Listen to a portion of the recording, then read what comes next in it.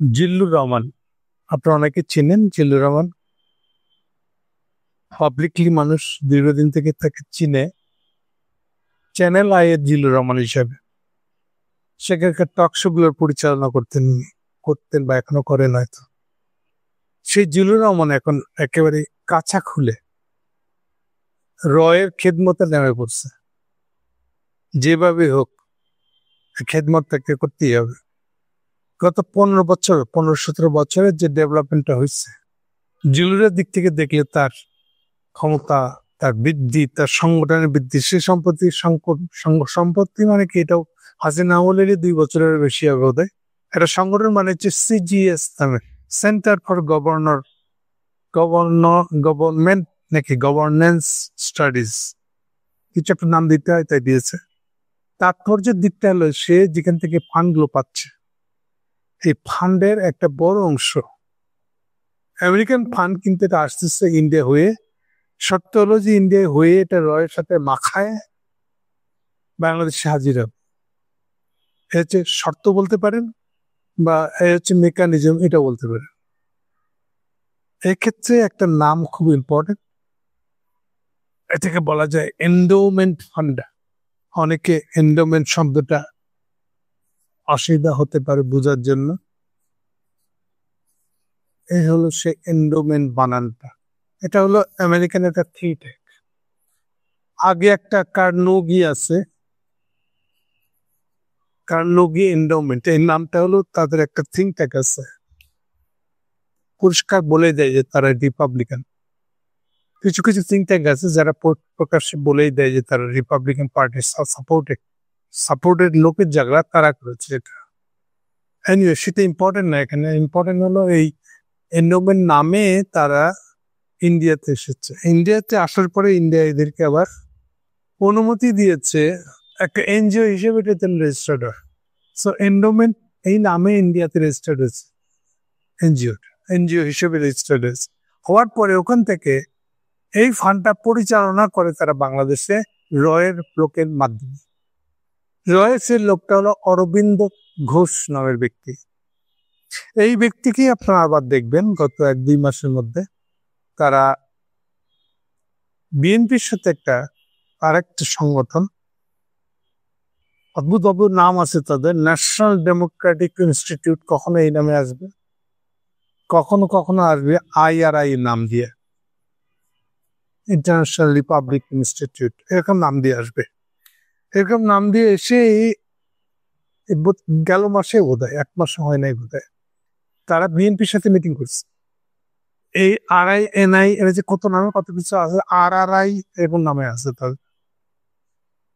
এরাই আবার 3-3টা যে হাসিনা ইলেকশন হয়েছে, ওই ইলেকশনে সো-কল্ড একটা জনমত জরিপ করেছে, করে প্রত্যেকবার রায় দিয়েছে ইলেকশনের আগে আগে আসন্ন ইলেকশনে হাসিনাই জিতবে আবার। ফলে বুঝতে পারছেন কত বড় ফ্রড তারা, দান্দাবাজে, সোজা কথা বললে। সেই দান্দাবাজরা এইভাবে এই কাণ্ডগুলো চালায় বেড়ায়। সব মূলত এগুলো পরিচালনা করে রয়ের লোকেরা। এইভাবে এই কাভারে চলে আসে ওরা, এবং হাসিনা থাকা অবস্থায় লাস্ট অন্তত 1.5 বছর এই অরবিন্দ ঘোষ আমেরিকান এম্বাসিতে বসত। আমেরিকান এম্বাসি বসতে অ্যাজ এ ট্রেনার, কি ট্রেনিং দিবে, হিউম্যান রাইটের ট্রেনিং দিতেছে তারা। কাদের কাদেরকে দিচ্ছে, অন্তত 2টা পার্টিকে দিচ্ছে, দেওয়ার কথা ছিল আর কি। একটা হলো এবি পার্টি, আর একটা হলো এই যে নুরু গণ অধিকার পরিষদ। সম্ভবত লাস্ট মুহূর্তে এবি পার্টিকে বাদ দিচ্ছে, তাদের পুরানা জামাতের সম্পর্ক আছে এই অভিযোগে। হোয়াট এভার ইট ইজ, সে ঢাকার আমেরিকান এম্বাসিতে অরবিন্দ ঘোষ ট্রেনার হিসেবে অফিস করত। সেই আবার IRI এর হয়ে বিএনপির সাথে মিটিংয়ে বসছে। এটা তার ব্যাকগ্রাউন্ড পরিচয়। সোজা কথা হলো এগুলো সব একটা রয়ের ঘাঁটি। আসলে এই ঘাঁটির লোকেদের ভিতরকার অন্যতম লোক হলো আসলে তার মানে আমাদের জিল্লুর। আরেকটা বলে দিই, জিল্লুরের আবার একটা অ্যাডভাইজারি বোর্ড আছে। জিল্লুরের মানে তার এই যে সিজিএস নামে যে তার এনজিওটা, এই সিজিএস এনজিওটার মধ্যে কারা কারা তার পরামর্শক, সেই পরামর্শক লিস্টে 1 নম্বরে আছে আলী দিয়ে জিন্নাহ। না হবে না, এটাই সহি আর কি তাদের ভাষায়। আরো আছে বে অফ বেঙ্গল ইনস্টিটিউট বলে আরেকটা অনুষ্ঠান করছে, আরেকটা নাম দিয়ে আরেকটা করছে, এটা পুরোটাই ইন্ডিয়ানদের টাকা, এবং সেইটারই গেটু হচ্ছে আসলে আমাদের জিল্লুর।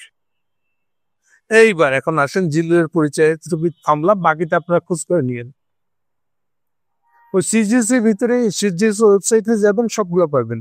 বিশেষ করে যেমন ধরেন পার্টনার কে, ওই পার্টনারের ভিতরে সবগুলা বিদেশি আমেরিকান এনজিওর নাম সব ঠিকানা পাইবেন। আর যেটা বলছি এখন জিল্লুর আলোচনা আসলো কেন? জিল্লুর আলোচনা আসলে এই জন্য যে গতকালকে মানে কতটা পড়ছে আজকে বাসায় দিচ্ছে একটা আপনাদের এমনি কালের কণ্ঠ পত্রিকাগুলার মানে বসুন্ধরার উপর সবগুলো পত্রিকাই আসলে চলছে না। তো তারা এবার স্বভাবতই জিল্লুর এই বক্তব্যটা কালকে সে তার তো একাই সে ভিডিও করে, এই ভিডিও করে এটা আবার ছাপে দেয়। এই ভিডিওটাকে এইবার আবার ট্রান্সক্রাইব করে বাংলায় লিখে কালের কণ্ঠ চেপেছে। তাদের একটা আজকাল সুবিধা আছে, ফটোকার্ড বানায় দিয়ে ছেপে দিচ্ছে এটা। সেখানে জিল্লুর রহমান কি বলেছে তা পরিষ্কার হচ্ছে, প্রোপাগান্ডা ভালো হচ্ছে আর কি। কিন্তু রয়ের প্রোপাগান্ডা কালের কণ্ঠ আর একটু বেশি করে উস্কাই দিবে, তাহলে তো ভালো। তো সবার তো এখন পয়সার দরকার, যত বেশি ভিউ ব্যবসায়ীরা যত বেশি ভিউ তত বেশি পয়সা। এনিওয়ে সেইখানে জিল্লুর রহমান যা বলতেছে তা মারাত্মক। মূলত জিল্লুর রহমানের পরিচয় দিতে এতক্ষণ সময়টা গেল আসলে। এখন দেখেন সবচেয়ে জিল্লুর রহমানের প্রথম প্রশ্ন, এখন আমার প্রশ্ন হচ্ছে জাতীয় পার্টি থাকবে না, আওয়ামী লীগ থাকবে না, 14 দলীয় জোটও থাকবে না, মেলা দুঃখ পেয়েছে জিল্লুর, মেলা দুঃখ পেয়েছে পার্টিগুলো না থাকার জন্য। তারপরে কি হয়েছে, এরা যদি না থাকে তাহলে সব মিলিয়ে এদের ভোট হবে 30 থেকে 40% কমপক্ষে।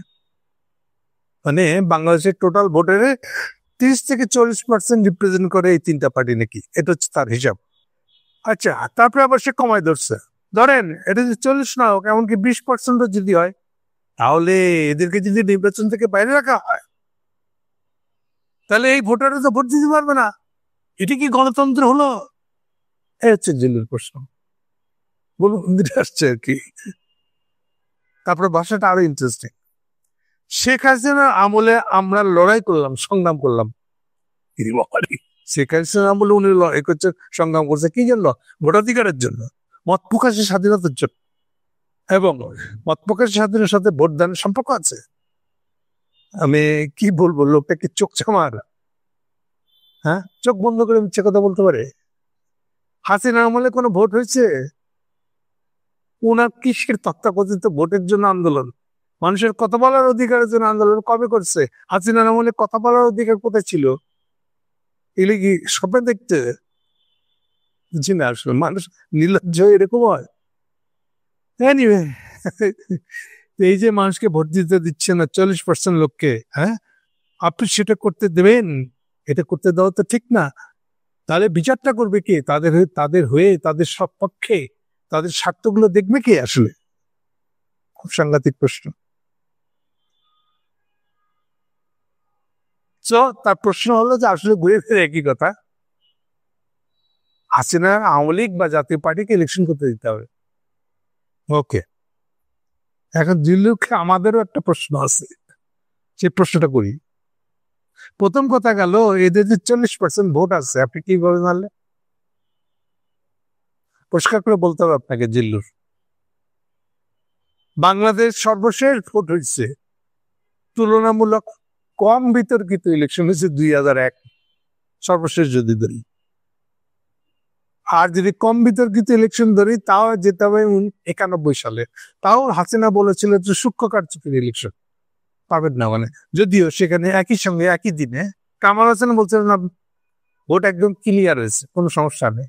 সেটা নিয়েই কামাল হাসান তার ঝগড়া শুরু হয়ে যায়, কামাল হাসান আলটিমেটলি বের করে দেয় হাসিনা দল থেকে।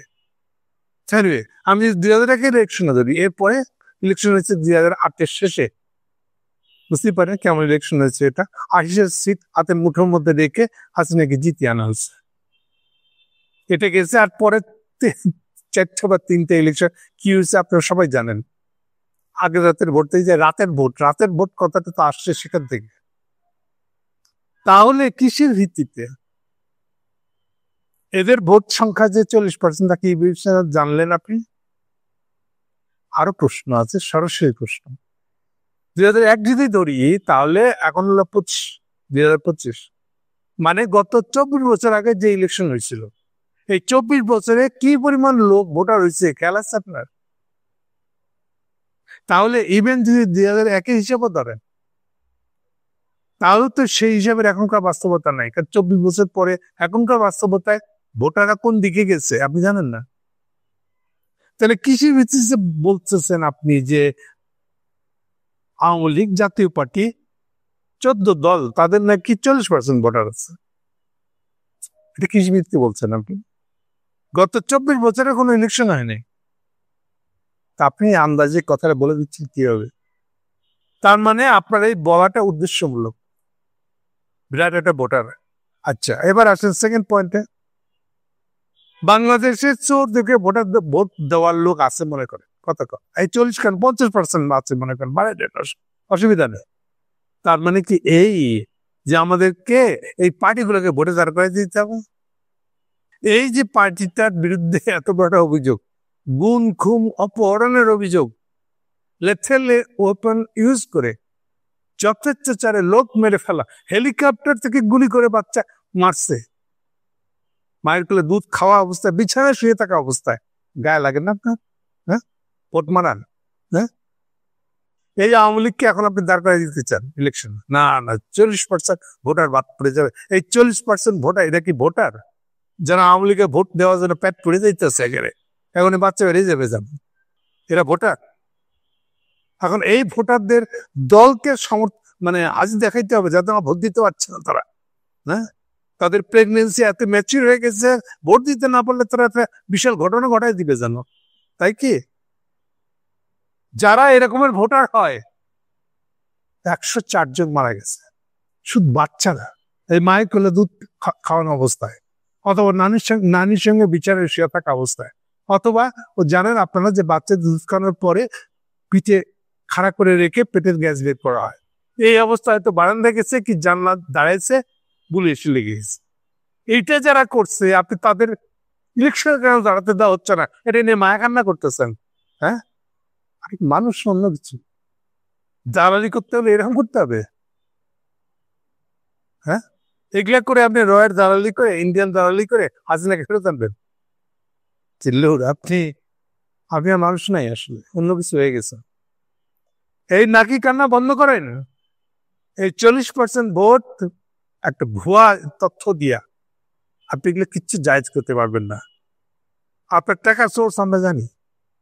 এখন তো এই সরকার ক্ষমতা আসার পরে এনজিও থেকে কোন ধরনের টাকা রিলিজ হচ্ছেন, আপনি টাকা পাচ্ছেন কি করে, চলে কি করে আপনার? বলতে পারছেন না কেন বলে?